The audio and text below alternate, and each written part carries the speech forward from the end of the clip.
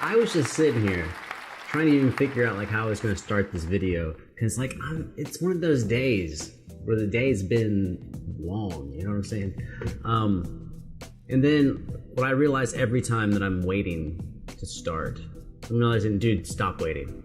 So I probably waited, I don't know, 30 seconds or something, 45 seconds. It's like, all of a sudden you start thinking too much. You're like, how am I gonna start? What am I gonna do? And it's like, just shut up and go. Just do it. It doesn't matter. Like, the first 20 seconds shouldn't be that big of a deal, hopefully.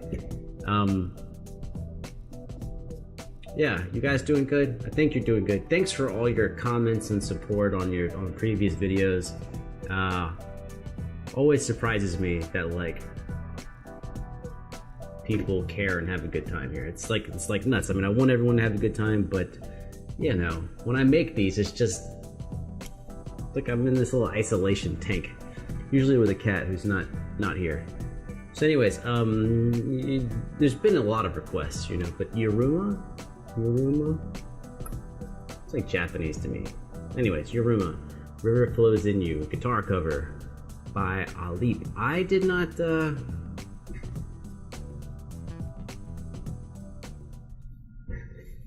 how about this useless guitar intro?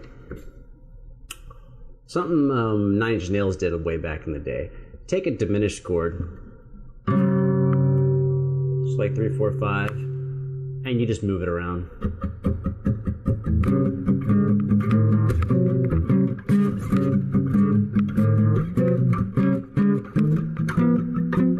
Sounds kind of cool. 3-note diminished chord, root, diminished 5th, octave up. So like if it's in the G chord, G, D flat, G, and you just slide it. And it's just kind of fun.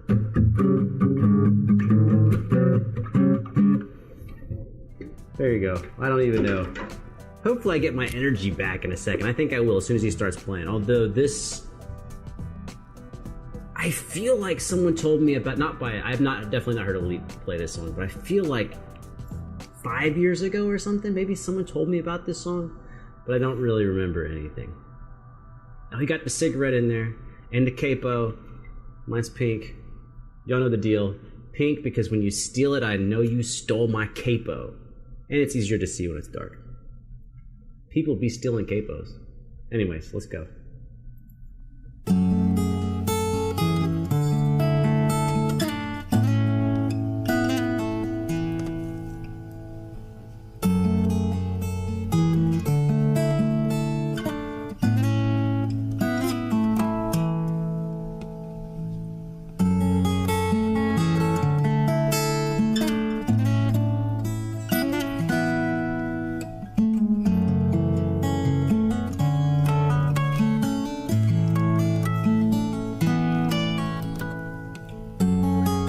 The reason why I'm smiling is because he just did that, the little harmonics with the index finger and thumb.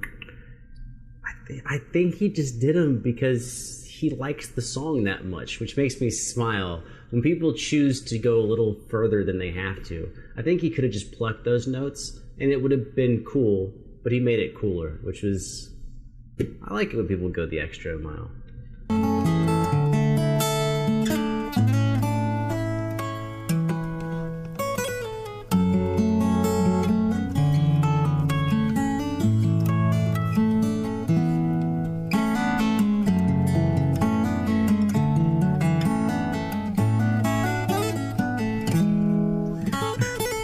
Alright, let's talk about that a little bit. That's pretty dope. I don't know which guitar to use. I think I'll use the steel string. Can I reach it? Come here, steel string guitar. My charging cable's like wrapped around the stand. So he's got the capo on. I don't think I want to use it. Am I tuned up? Okay. Yeah. So he's doing a lot of slurs and slides. Slurs are fancy words for hammer-ons and pull-offs. Slurs are what they're called on all of the instruments. Hammer-on and pull-offs are like what they're called on ukulele and bass and guitar and stuff. Okay, so anyways. So let's say this is a harmony, because it is, G to B, and this is a harmony. So you can hammer on and pull off. And then you can hammer on with your third and fourth to there. Or you could do it this way. Change the harmony a little bit.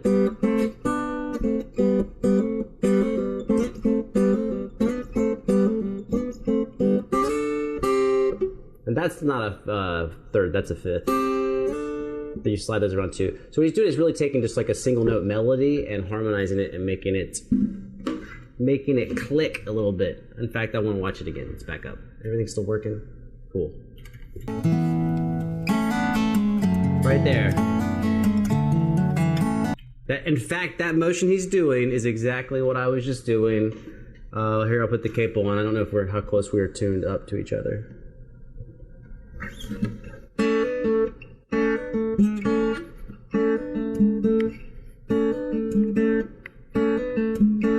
So just going from the open string to hammering on with 2 fingers and pulling off with 2 fingers. And then the next note. And back to the harmony.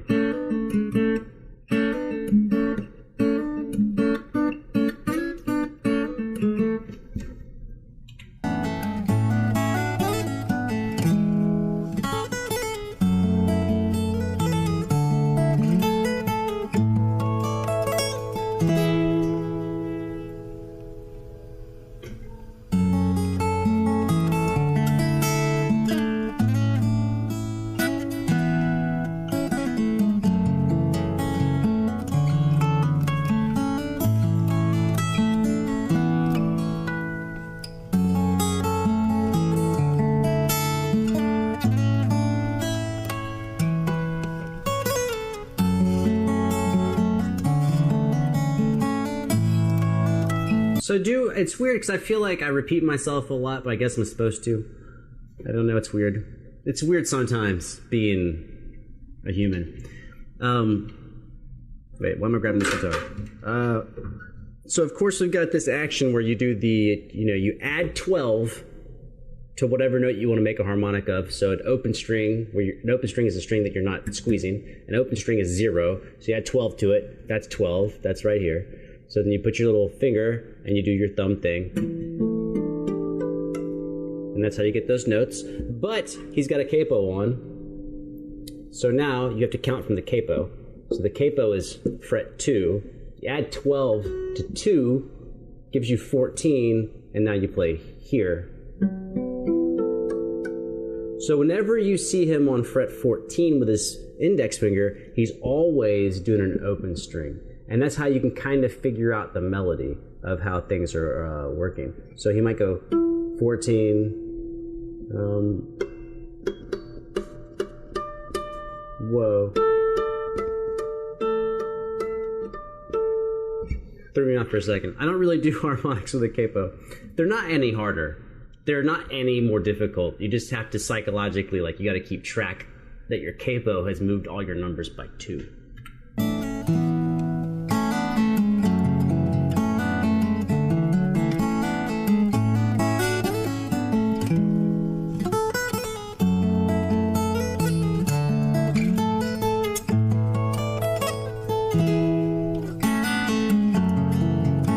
Really is pretty.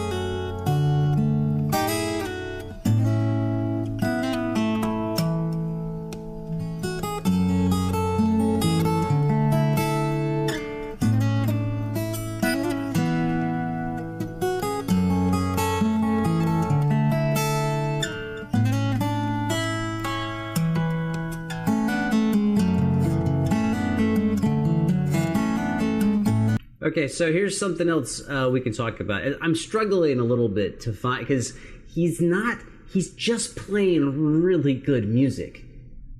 but he's not setting fire to anything. Usually I tell you guys about like the crazy stuff he does.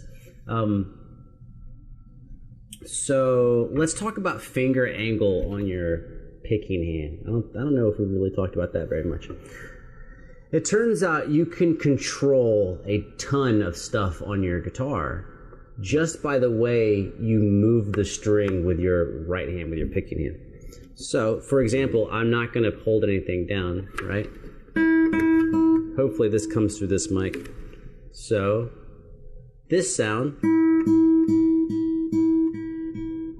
right?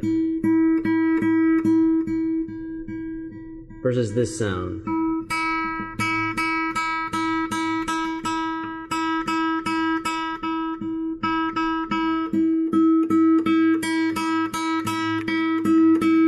And the difference is how I'm moving the string. So if I want a soft, sweet sound, I move my finger. So if the guitar is this way, I move my finger this way. And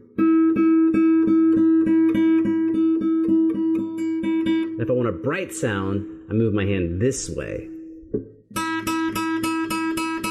My fingers. Bright, soft. So you can play the same phrase twice, and you can have like a little counter melody, a contrasting mood. So like,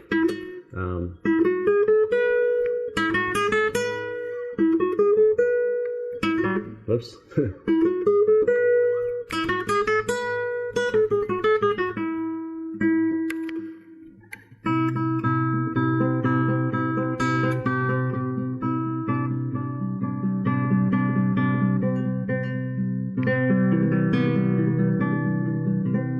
Anyways.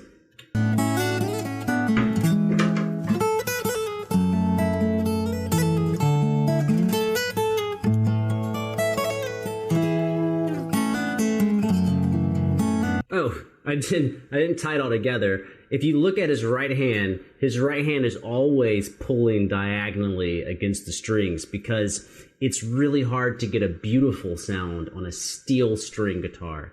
And so he's always playing in this diagonal position with his right hand. And what's the alternative? This. So he doesn't play this way. I'll hold the guitar again so you can see.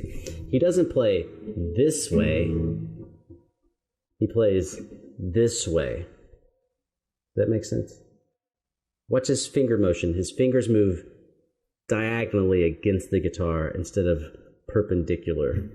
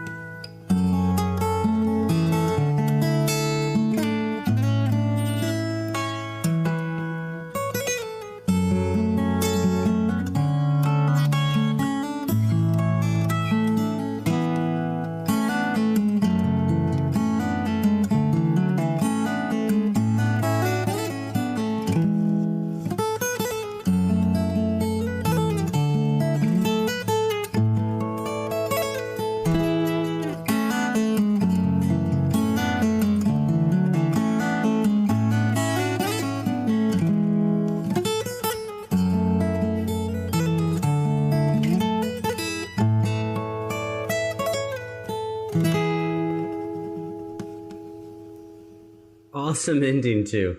What a really just beautiful song. I can talk about his slowing down as dude, I can't even like speak. My brain is so fried. Rallentando. Anyways, okay, so let's talk about him slowing down at the end of the piece. I've really been talking for 15 minutes. Sorry if I'm like boring.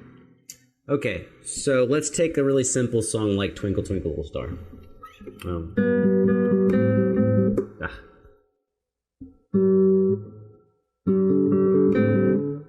Now it's Twinkle Twinkle.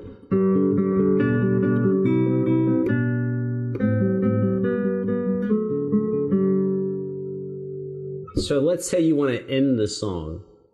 A lot of times performers, let's see if I can fake it. A lot of times performers, what they do is they slow down abruptly. They do almost like the equivalent of slamming the brakes on your car. So let's pretend this is the end of Twinkle Twinkle Star.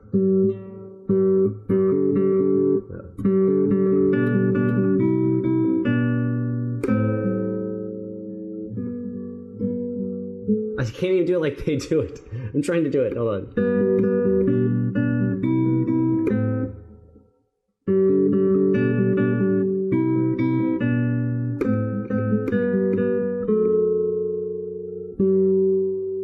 Even that's not as bad as they do. I can't even do it the way they do it. But anyways, the idea is you want to make the slowdown seem normal.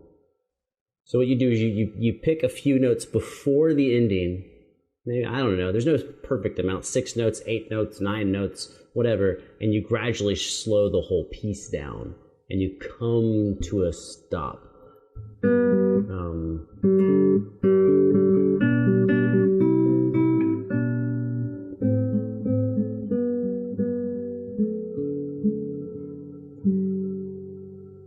You gently lay them down.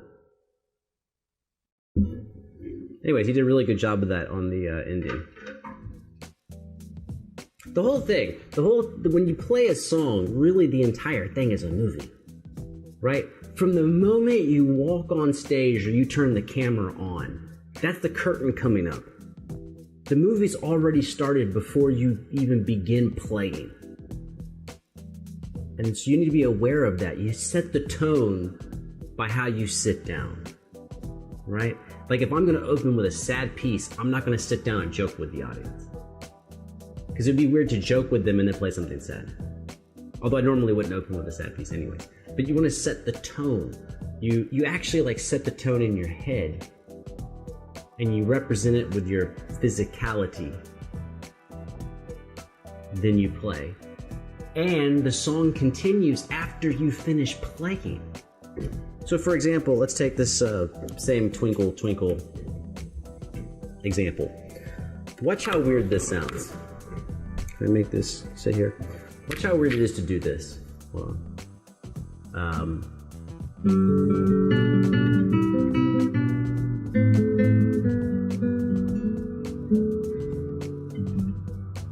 That was fun. See, that's weird for me to react that way after the piece stops. So you give it a second to sit there.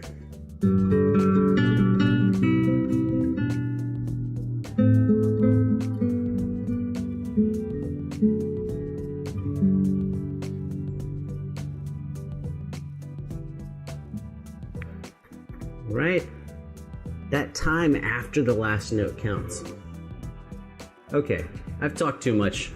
I've talked too much. I don't know, something's going on with my brain. It's a pleasure to be with y'all.